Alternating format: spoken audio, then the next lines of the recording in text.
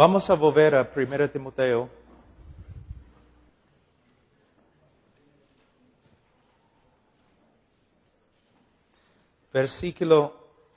Capítulo 4, versículo 12. Ninguno tenga en poco tu juventud, sino sé ejemplo de los creyentes en palabra, conducta, amor, espíritu, fe y pureza. Entre tanto que voy, ocúpate en la lectura, la exhortación y la enseñanza.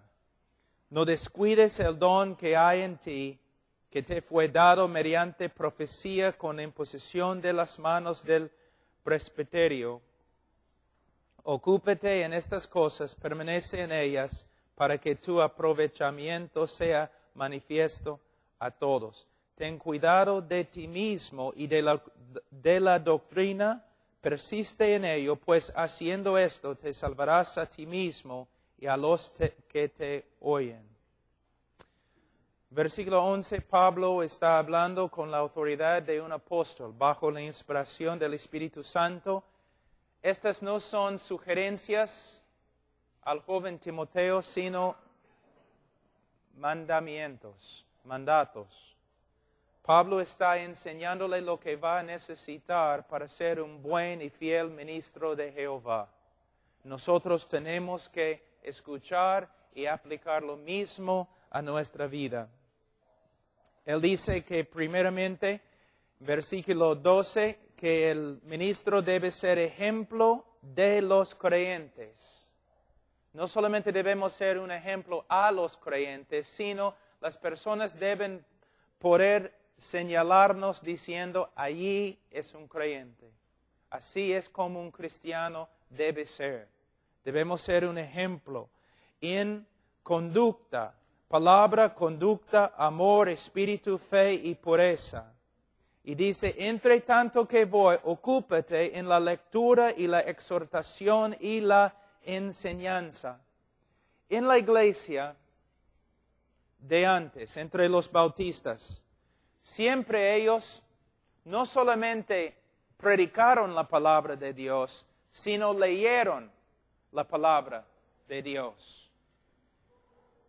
Ellos leyeron un texto de la Escritura, por lo menos un capítulo, a veces más que un capítulo, 2, 3 capítulos. Por supuesto, los hermanos en ese entonces, muchos de ellos no tenían Biblias, pero es una buena práctica que nosotros podemos usar en el día de hoy. La Biblia debe ser casi el centro del culto. No, por supuesto, no va a reemplazar a Cristo, pero conocemos a Cristo a través de su palabra. Es algo muy, muy bueno tener una lectura bíblica cada servicio, para que los hermanos puedan ver que los líderes en la iglesia ven la importancia de la lectura. Pero no solamente lectura, sino también tenemos aquí exhortación y enseñanza. Los pastores muchas veces quieren exhortar, pero no es suficiente exhortar, hay que enseñar a la vez. Es muy fácil exhortar, es otra cosa enseñar. Como por ejemplo, yo les di una ilustración de mi propia vida de un hombre que estaba predicando diciendo, hay que caminar en el Espíritu Santo, pero cuando yo me acerqué a él preguntando, ¿qué significa y cómo podemos hacerlo? Se enojó y salió.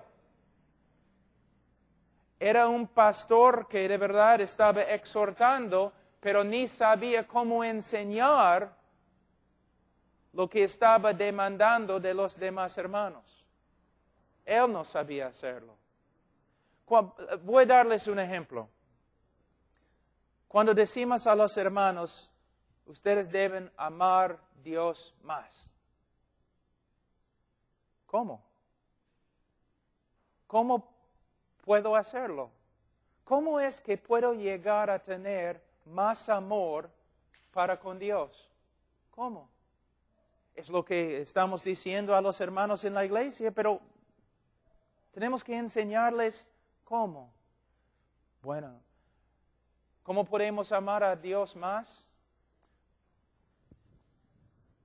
Por medio de conocerlo mejor, Por ejemplo, yo tengo 14 años casado. Yo amo a mi esposa más ahora que antes. ¿Por qué? La conozco más. He experimentado más con ella. Yo la amo más porque la conozco más. Aunque sea una mujer imperfecta, todavía yo conozco más de sus virtudes y la amo más. Dios no tiene imperfecciones. Si nosotros como pastores queremos que la congregación ame más a Dios, entonces tenemos que enseñarles más acerca de Dios. Si la congregación no ama a Dios, probablemente es nuestra culpa. ¿Cuándo es la última vez que enseñaste sobre la santidad de Dios, o la justicia de Dios, o el amor de Dios, o la fidelidad de Dios, o la omnipresencia de Dios, omnisciencia de Dios? Dios es el centro de todo del cristianismo, pero casi nunca enseñamos acerca de Dios. Y la mayoría de los miembros en la iglesia ni podrían escribir media página acerca de un atributo de Dios. Entonces, nos preguntamos, ¿por qué la iglesia no ama a Dios como debe? Porque no conoce a Dios como debe. ¿Y por qué no conoce a Dios como debe? Porque no estamos enseñando a Dios como debemos. ¿Y por qué no estamos enseñando acerca de Dios? Porque hemos reemplazado la teología y la doctrina con los métodos y las estrategias. Y porque para enseñar los atributos de Dios hay que estudiar los atributos de Dios. ¿Ves? Hermano, debes amar a Dios más que ahora. Sí, pastor, pero ¿cómo? ¿Puedes darle una respuesta? ¿Puedes sentarte con Él y explicarle lo que significa amar a Dios y cómo uno puede crecer en su amor para con Dios? Esa es la tarea de un pastor. Entonces, nosotros necesitamos exhortar, pero a la vez enseñar. Dice, no descuides el don que hay en ti.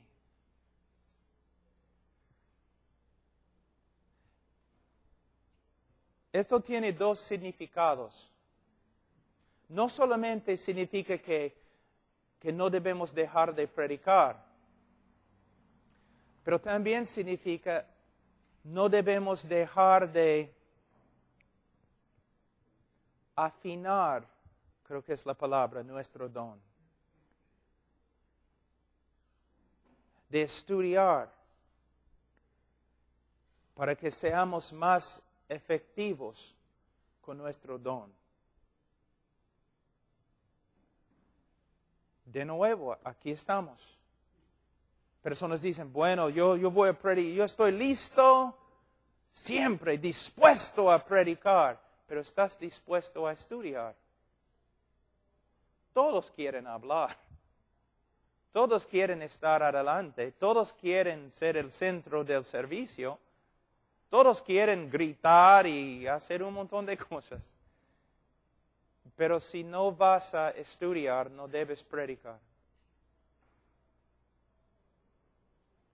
Hay un pastor que dice, cuando estás predicando un texto y no sabes lo que significa, en la parte donde no sabes lo que significa, solamente habla con una voz más fuerte. Grita. Haz algo para que la congregación no sepa que no sabes lo que estás diciendo. Pastor, dispuesto a predicar, pero si estás dispuesto a estudiar, estás dispuesto a orar, estás dispuesto a preocuparte por tu carácter, la santidad, la pureza y todo lo demás. No se puede separar el mensaje del mensajero. No se puede. No se puede. Ahora, dice, ocúpate en estas cosas. Versículo 15, ocúpate en estas cosas, permanece en ellas. En griego dice, ocúpate en estas cosas, en ellas. Algunos traductores han puesto la palabra absolver, que debemos estar absorbidos en el estudio de la palabra de Dios y la doctrina. Mira, vamos a decir que tengo una mesa aquí y hay agua acá. Y con una servilleta, yo pongo la servilleta encima del agua. ¿Qué pasa al agua? Se absorbe, ¿no? A la vez se desaparece. No puedo verlo nomás. ¿Por qué? Está dentro de la servilleta.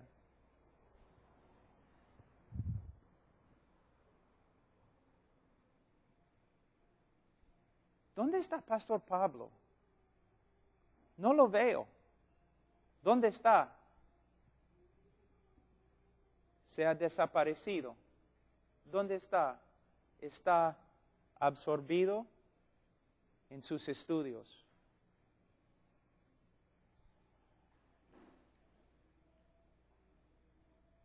Está ocupado ahí en sus estudios. Es su trabajo. Quizás te ves demasiado. Siempre estás adelante demasiado. Siempre estás corriendo por todos lados demasiado. Todos te pueden ver siempre porque nunca te has escondido con Dios. No estás absorbido en tus estudios, en la oración, a solas con Dios. Pero es exactamente lo que Pablo... Mira, Pablo está diciendo a Timoteo, Timoteo, voy a morir. Primero, Timoteo, voy a morir. Y tiempos peligrosos van a llegar. Y falsos profetas, y herejías, y persecuciones, y un montón de cosas, ataques contra la iglesia van a llegar después de mi muerte. Ahora voy a enseñarte cómo pelear contra estas cosas. Escóndete en tus estudios. ¿Ves? Totalmente diferente que lo que hacemos en el día de hoy.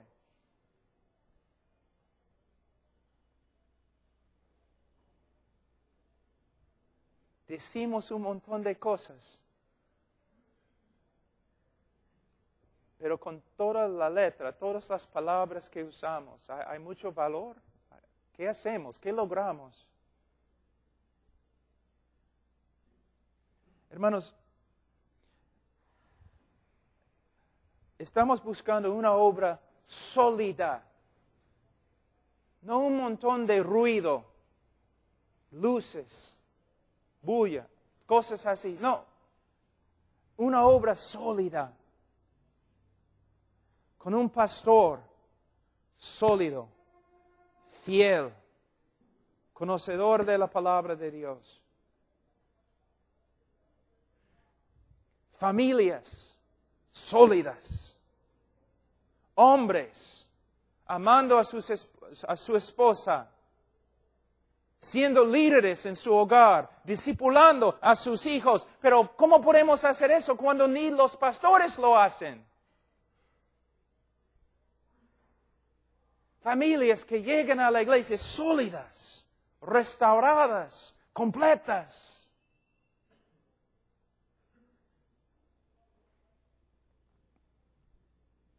Haciendo lo que el Señor quiere. No plan B, sino plan A. Varias personas se han acercado a mí y han dicho, Pablo, ¿puedes enseñarme algo acerca de grupo de jóvenes? Yo he dicho, no puedo. ¿Por qué? Porque no son bíblicos. Me gusta decir cosas así para asustar a todos.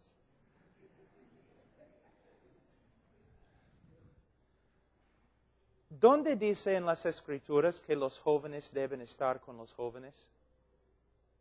Y un joven debe liderarlos. ¿Dónde dice? No dice. Dice lo opuesto. Que los jóvenes no deben estar con los jóvenes porque llegan a ser juntos más tontos que antes. Dice que los jóvenes deben estar con los hombres y las jovencitas deben estar con las mujeres para que dejen las tonterías de su juventud y sean adultos. Pero nosotros juntamos los jóvenes con los jóvenes y ponemos un joven sobre ellos como líder y simplemente llegan a ser más tontos que antes.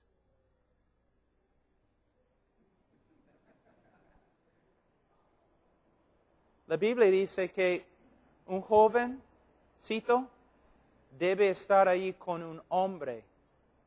Y un hombre debe invertir su vida en el joven para que sea hombre. Pero nosotros juntamos los jóvenes y ¿qué hacen? Se portan como jóvenes. Es adolescencia. Eso no existe en la Biblia. Es una cosa creada por los psicólogos. Nada más. No es bíblico. No existe. Es un invento contemporáneo. Es solamente una cosa. Mire, estoy diciendo un montón de cosas para sacudirles. Piensen. Ay, tenemos que tener una escuela dominical para enseñar a los niños. Pero la Biblia dice los padres deben enseñar a los niños. Y aunque vas a pasar mucho tiempo tratando de crear una escuela dominical, no pases casi nada en la iglesia, nunca en la iglesia enseñas a los padres para que asumen su responsabilidad. ¿Ves? Plan B. No plan A. Siempre. ¿Debemos tener grupos de jóvenes? Sí. ¿Debemos tener escuela dominical? Sí, pero bíblicamente. Bíblicamente. Para tener una iglesia bíblica, pero tienes que tener hombres bíblicos. Y para tener hombres bíblicos, tienes que enseñarles la Biblia. Que significa que necesitas un pastor bíblico.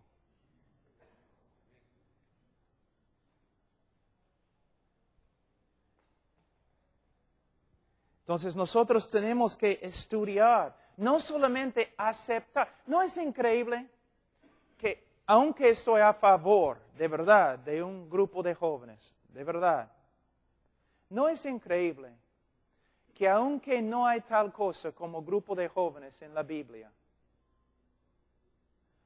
si yo digo que un grupo de jóvenes no es bíblico, todos se asustan. ¿Por qué? Es algo que ustedes han recibido de otros sin estudiar la Escritura para ver, ¿de verdad es necesario? Sí es necesario. No puedes tener una iglesia sin un grupo de jóvenes. Pero, ¿qué dice la Biblia? Los padres deben enseñar a los jóvenes. Y los jóvenes deben estar con sus padres. En nuestra iglesia tenemos un grupo de jóvenes bien grande. Es una iglesia grande. Los padres son el centro del grupo de jóvenes.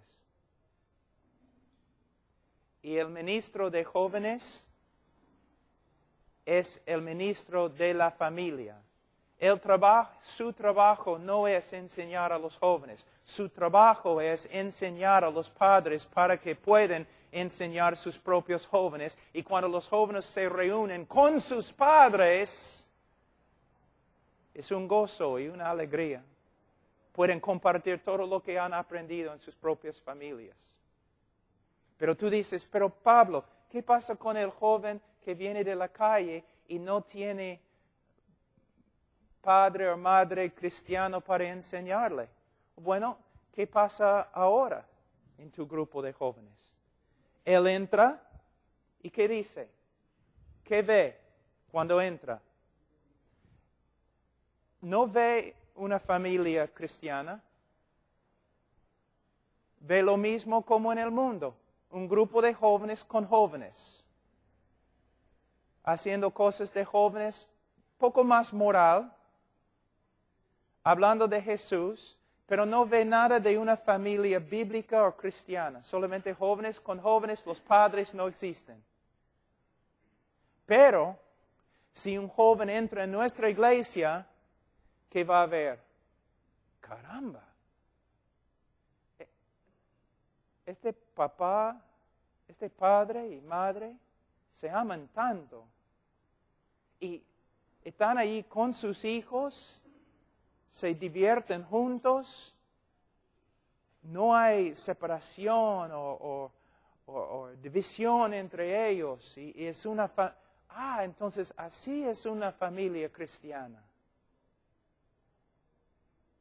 Así es lo que significa ser un padre. Así es lo que significa ser una madre. Así es como uno respeta a su padre y madre. ¿Ves la diferencia? Tú no puedes hacer eso en un mes ni en un año. Pero poco a poco tienen que empezar a ver que la Biblia dice que el que camina con tontos llega a ser tonto. El que camina con los sabios llega a ser sabios. Un joven, según la Escritura, básicamente es tonto. Juntamos todos los tontos para que se enseñen. Con un joven un poco más mayor que es guapo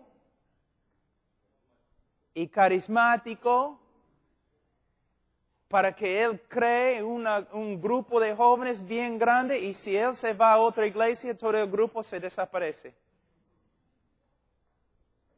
Sí, es muy bíblico. No solamente estamos violando, estamos quebrando todos los mandamientos que el Señor nos ha dado, toda la sabiduría en la Escritura. Nosotros decimos de los católicos, los católicos viven, no su tradición, todo es tradición. No pueden ver la Biblia por causa de la tradición. Médico, sánate. Estamos haciendo lo mismo.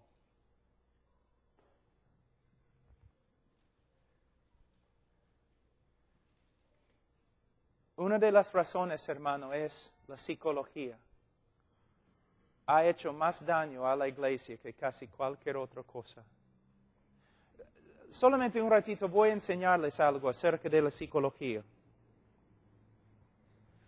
Básicamente, los tres hombres que han influenciado la iglesia más como psicólogos son Freud, que era aborrecedor del cristianismo, Rogers, que era aborrecedor del cristianismo, y Skinner, que era aborrecedor del cristianismo. ¿No es interesante que en el día de hoy tenemos que tener psicología en la iglesia? Cuando la psicología proviene de tres hombres que públicamente declararon guerra contra el cristianismo. Pero ahora nosotros decimos, no, mira, toda verdad es verdad de Dios. Entonces tenemos que usar la verdad de las Escrituras y la verdad de los psicólogos. ¿No es cierto? Es lo que dicen. Pero hay varios problemas. Primeramente, estás diciendo que la Biblia no es suficiente. Es lo que estás diciendo. Cuando uses toda tu psicología, estás diciendo que el hombre contemporáneo es demasiado complejo y nosotros no podemos curar sus problemas con la Biblia. Es lo que estás diciendo. Cuando la psicología entra, es exactamente lo que estás diciendo. Segundo, vas a usar la verdad de los psicólogos, pero hay un problema. En el estudio de la lógica, hay una regla que se llama la ley de no contradicción. Soy psicólogo. Tengo Freud, Rogers y Skinner. Tengo todos los libros de Freud, todos los libros de Rogers, todos los libros de Skinner. Entonces, os voy a decir que soy psicólogo cristiano. tal cosa no existe, pero vamos a usar esa palabra. Tú vienes a mí. Ahora, mi trabajo es darte la verdad. ¿Cuál de las cuatro fuentes voy a usar?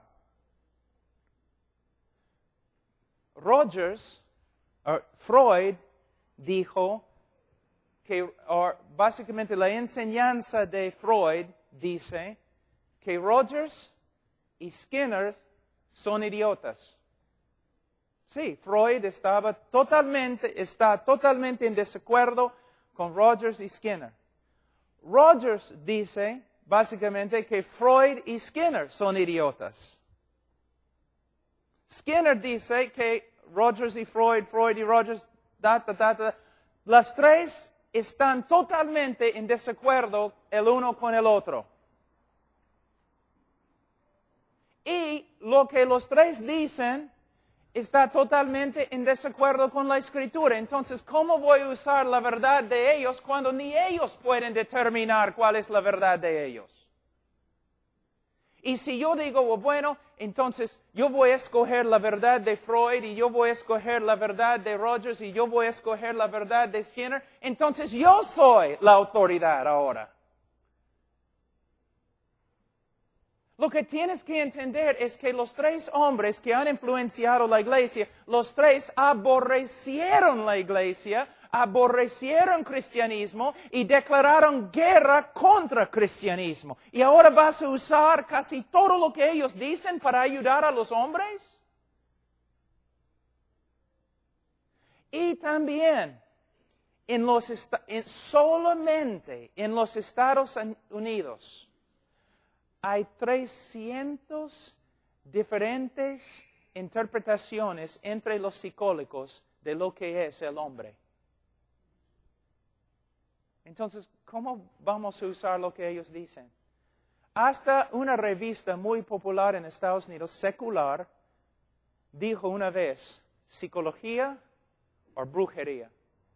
¿Por qué? Aunque se dice ciencia social, el problema no es ciencia, porque sus teorías no se basan en hechos, sino en opiniones y filosofías y teorías. Y la psicología, las teorías mayores de psicología cambian casi cada 3 años.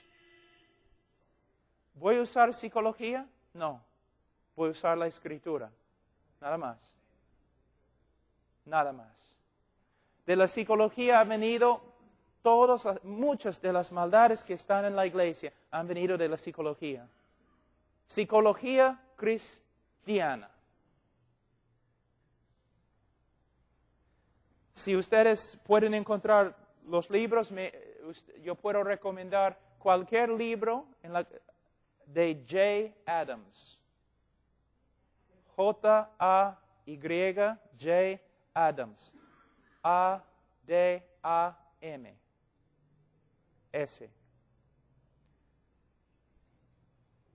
Nosotros tenemos una Biblia y la Biblia es suficiente para curar al hombre que se arrepiente y cree. El hombre solo tiene un problema, es el pecado. Otro ejemplo que ya hemos usado, mira cómo interpretamos la Biblia a través de la psicología. Cristo dice que tenemos que amar a nuestro prójimo como a nosotros mismos. Y nosotros, por medio de la psicología, era una idea de Rogers y Skinner que uno no puede amar a otro a menos que primero se ame a sí mismo. Entonces eso es lo que nosotros ahora usamos las palabras de Jesús, pero no es lo que Jesús está diciendo. Jesús está diciendo básicamente, tú ya te amas y te amas demasiado. Y si quieres saber el estándar que debes usar, por favor, ama a tu prójimo como ya te amas a ti mismo. El hombre que comete suicidio no es porque tiene bajo autoestima. Él tiene una estima bien alta. Él se estima a sí mismo más que a todos, más que a Dios. Él dice, Dios, no te voy a escuchar, yo voy a matarme, aunque tú dices que no. Yo me estimo y estimo mi opinión más que tuya. Yo estimo a mí más que a mi esposa, porque cuando muero ella va a sufrir tanto, pero yo me estimo a mí más que a ella. Y yo estimo a mí más que a mis hijos que van a sufrir. Yo me estimo más que a mis amigos que van a sufrir. El problema del pecador no es una baja autoestima. El problema del pecador es que tiene una alta autoestima. Y necesita arrepentirse. Muchos de ustedes están pensando, ese Pablo está lleno de rencor y odio y odia a todo el mundo. Pero hermanos, nada de eso existió en cristianismo. Todas esas cosas que estamos enseñando en el día de hoy, muchas de esas cosas no son de la Biblia. Interpretamos la Biblia a través de nuestra cultura y nuestras ideas mundanas. Voy a darles otro ejemplo. Los jóvenes en la iglesia, un jovencito y una jovencita, tiene 17 años y salen juntos, ¿no? Como se llama cita, una cita, salen juntos. De ahí caen en pecado. Y nosotros, ¿pero por qué? ¿Cómo puede ser? ¿Ok? Voy a darles un ejemplo. Vamos a decir que ahora mismo estoy en un departamento, estoy quedándome en un sitio que Martín, cuando llegó aquí, Martín me dio un departamento para quedarme ahí una semana. Entonces el departamento está allí con su cocina y todo. Es un departamento, estoy ahí una semana mientras estoy enseñando a ustedes. Pero como 8 p.m, Martín decide, voy a visitar a Pablo. Entonces, Martín toca el timbre. Oye, Martín, pasa. Martín entra y estoy ahí a solas con una mujer. Una mujer bien guapa, bonita, amén. ¿Quién dijo amén? Hermano Zacarías. Ay, Señor.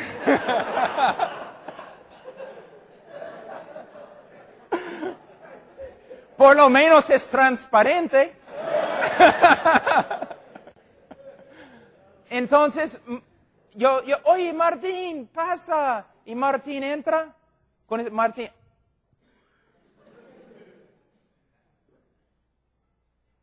Pablo, ¿qué haces, hermano? Estamos haciendo galletas. ¿Quieres una galleta? Pablo, ¿qué haces?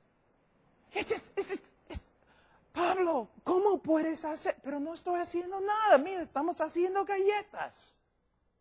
Y él sale conmigo, Pablo, mira, vamos a tener que cancelar la conferencia. Y también voy a tener que hablar con la iglesia.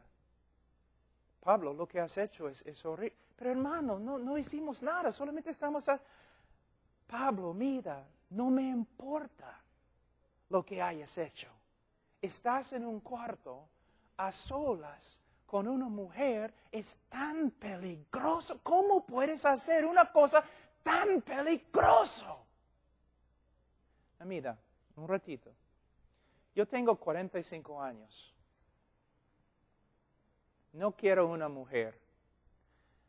Yo quiero dormir nomás, estoy cansado. Yo tengo 45 años. Tengo una esposa. Si cometo adulterio, voy a perder a mi esposa quizás. Voy a perder a mis hijos y por lo menos destruir a mis hijos. También toda la misión va a sufrir. Quizás muchos misioneros no van a recibir apoyo nomás, va a haber un montón de problemas en 17 diferentes países. Yo tengo mucho que perder. Entonces, si alguien se va a cuidar, soy yo. Tengo mucho que perder. Tengo más que perder que un joven de 17 años.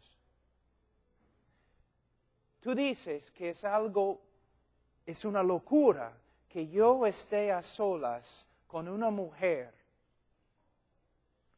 Pero tú dices que está bien si dos jovencitos de 17 años salen juntos una cita. Está bien. ¿Alguien puede ver un problema? Si es peligroso para mí estar a solas con una mujer, cuanto más es peligrosísimo dos jovencitos saliendo una cita.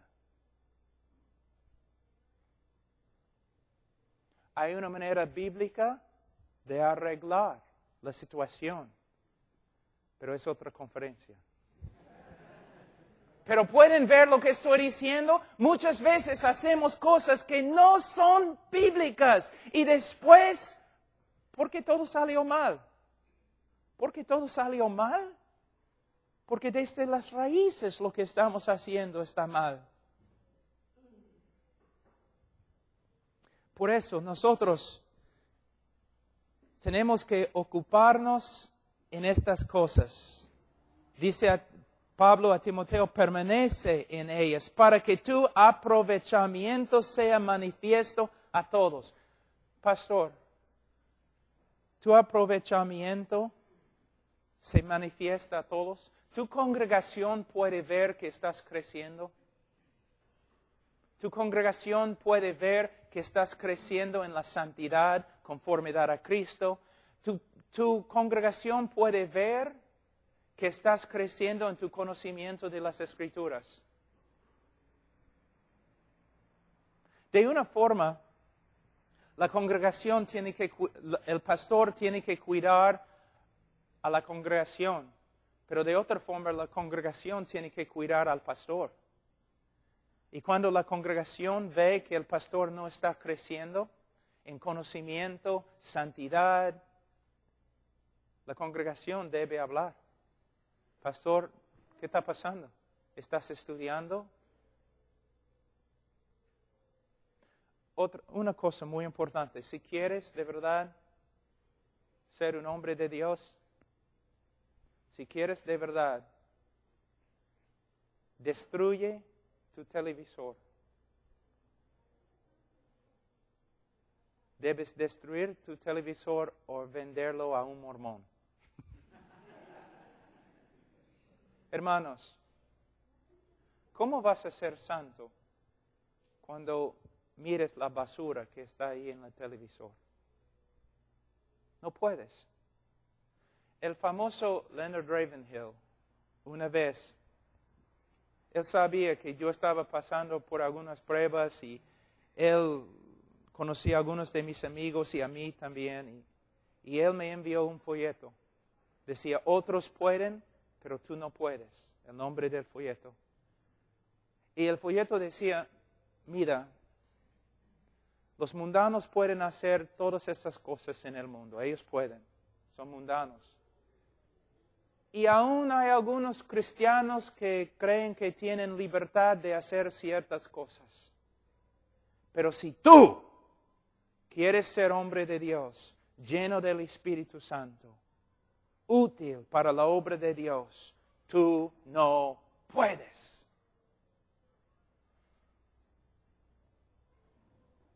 El Señor usa un instrumento santo.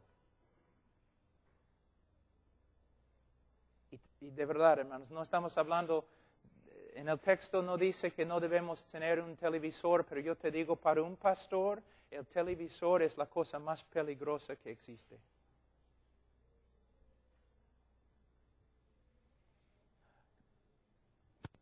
Tantas personas me dicen, quiero estar lleno del Espíritu Santo. Y la iglesia está orando para que el Espíritu Santo no obre entre nosotros. Pero después del culto todos regresan a la casa. y miren cosas que contristan al Espíritu Santo. Si tienes un televisor y puedes controlarte, está bien, pero ten cuidado, ten cuidado. Ten bastante cuidado. Dice, ten cuidado, versículo 16, de ti mismo y de la doctrina. Ten cuidado, preocúpate de ti mismo, por ti mismo. Hermanos, eso es lo que yo estaba diciendo. Creo que algunos, yo no me comuniqué bien. Hermanos, yo no dudo mi salvación. Pero, hermanos, sería arrogante y peligroso nunca examinar mi vida a la luz de la Escritura. Constantemente debo examinar mi vida. Debo comparar mis actos con lo que la Escritura dice. Él dice, mira el texto, ten cuidado de ti mismo y de la doctrina. ¿Tienes cuidado de tu doctrina? ¿O casi nunca estudias doctrina? ¿Sabe lo que? Y los de los seminarios tienen un problema así. Un seminarios son buenos. Si son bíblicos, son buenos. Pero tiene problemas. Todo lo bueno tiene problemas. Seminarios tienen un problema. Aquí es el problema. No puedes comprender la doctrina de la Trinidad con una clase, un semestre. No puedes entender cómo es la salvación, soteriología, creo en español. No puedes agarrar esto en un semestre, en un seminario. No puedes entender la creación en un semestre en el seminario. Si pases 4 años en el seminario, tú no tienes doctrina, tú has empezado a estudiar doctrina. Doctrina demanda toda la vida de un pastor, de un predicador. Pero la mayoría de los estudiantes que han salido del seminario, he salido del seminario, ya tengo mi doctrina, voy a ministrar. Un bebé, un niño, que solamente ha recibido enseñanzas de otras personas sin examinar las enseñanzas. Demora años examinar las enseñanzas. Un hombre que no se dedica a la doctrina no debe predicar. No debe, es peligroso. No solamente para la congregación, es peligroso para él. Hermanos, la diferencia. Por todo el mundo viajo y veo lo que ha pasado en los Estados Unidos, lo veo en todo el mundo. En los Estados Unidos, no, Estados Unidos, el predicador viene de los Estados Unidos. Estados Unidos es, más o menos es la iglesia, hay una reforma que está sucediendo, gloria a Dios. Pero básicamente es un montón de muchachos tratando de ser hombres de Dios. No estudian, no oran, no predican doctrina, pero tienen un montón de dinero, un montón de estrategias y un montón de programas. Y ahora, mira, para énfasis pues, la mayoría de ustedes en este momento dicen, mi obra no avanza porque no tengo dinero, ni estrategias, ni programas, como las iglesias grandes y los gringos que vienen de los Estados Unidos. ¿Ves cómo hemos sido influenciados? ¿Ves? Pablo habla de 2 cosas a Timoteo. Carácter, santidad, carácter y doctrina. Carácter, doctrina. Carácter, verdad. Carácter, verdad. Se puede decir carácter, doctrina o integridad, verdad. Esas dos cosas. Pero nosotros pasamos totalmente por alto esas cosas y tratamos de hacer el ministerio conforme a la manera en que hemos aprendido de otros. Fíjense, hermanos, no es verdad. Pablo dice, ten cuidado de ti mismo y de la doctrina. Persiste en ello. No dice después de 4 años en el seminario ya tienes tu doctrina, debes ministrar. No, persiste toda tu vida. ¿En qué? En cuidándote y en cuidando tu doctrina. Creciendo para que todos puedan ver tu crecimiento. Pues haciendo esto, mira, hablando a pastores, pues haciendo esto, te salvarás a ti mismo y a los que te oyeren. Interprete este versículo, por favor. ¿Qué está diciendo? Hay personas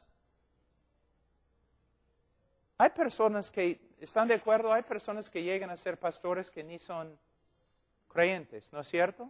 Es cierto, hermanos, si no lo creen, están con problemas. Hay personas que llegan a ser pastores y ni son creyentes. Puesto que no estudian la doctrina, no tienen cuidado de sí mismo, no están ahí, no saturando su vida en la palabra de Dios, su error nunca se expone y cuando mueren van al infierno. Y también, puesto que no han enseñado la Biblia a su congregación, también muchos en la congregación mueren y van al infierno. Pero si un hombre que llega a ser pastor y no es convertido, si obedece este pasaje y empieza a cuidarse a sí mismo, examinarse a la luz de la Escritura y empieza a estudiar la doctrina, ¿qué va a pasar? Él va a salvarse a sí mismo y a los que le oyen. No es solamente, a veces pensamos, es una cosa de recompensa. No, quizás es una cosa entre el infierno y el cielo. Porque hay pastores que ni son creyentes. Interesante. Mira, los chicos que estoy discipulando ahí en los Estados Unidos, una de las tareas es que tienen que memorizar 1 de Timoteo, todo el libro. Y en memorizar capítulo 4, el Señor empezó a abrir este texto. Mira, cuando estamos enseñando la prédica, a veces una persona dice, bueno, yo voy a predicar de 1 de Timoteo, capítulo 1, voy a predicar todo el libro. Pero ellos empiezan con versículo 1. No han leído todo el libro. Entonces, cuando interpreten versículo 1, no lo hacen en el contexto de todo el libro. Por eso, antes de enseñar un libro a nuestra iglesia, quizás debemos leerlo varias veces y aún memorizarlo. Y por medio de memorizar 1 de Timoteo y pasar por 1 Timoteo, yo empecé a ver algo. En todo 1 Timoteo, 2 Timoteo, Pablo está hablando, ¿no? Preparando a Timoteo porque él va a morir. Pablo va a morir. No solamente él dice a Timoteo, tiempos muy peligrosos se acercan. La iglesia va a ser atacada como no puedes creer. A Timoteo, aquí es lo que tienes que hacer. Tienes que estudiar. Tienes que tener cuidado de ti mismo, tu santidad, tu doctrina, lo que crees, lo que enseñas. Tienes que darte a la exhortación y enseñanza y lectura de la Escritura. Si haces esto, Timoteo, harás bien, tendrás éxito. Pero nosotros hemos complicado el asunto, ¿no? Hay un montón de cosas que tenemos que hacer. Si yo fuera un pastor aquí, todos probablemente dirían, ese Pablo no hace nada. Porque ¿sabe lo que yo haría? Probablemente desde las 5 de la mañana por ahí hasta las 11, yo estaría en mi estudio. De ahí visitaría a hermanos si es posible, testificaría en la calle, predicaría en la noche. No necesito las otras cosas. Nosotros tenemos una iglesia de más o menos 1,000 personas. Básicamente lo que hacemos es todo, el púlpito es todo. El púlpito es todo. Y de ahí del púlpito, otras clases. Enseñanza, doctrina. Todas las clases son clases de doctrina. Todo. Toda la iglesia, solamente doctrina, doctrina, doctrina. Pero las cosas prácticas, doctrina es práctica. Doctrina es verdad. Lo que los miembros necesitan es la verdad. La verdad, ¿qué es un esposo bíblico? ¿Qué es un hijo bíblico? ¿Cómo se puede gastar dinero bíblicamente? ¿Cómo se puede hacer eso bíblicamente? Todo tiene que ver bíblicamente. ¿Cómo se hace? Enseñando, enseñando, enseñando, enseñando, enseñando.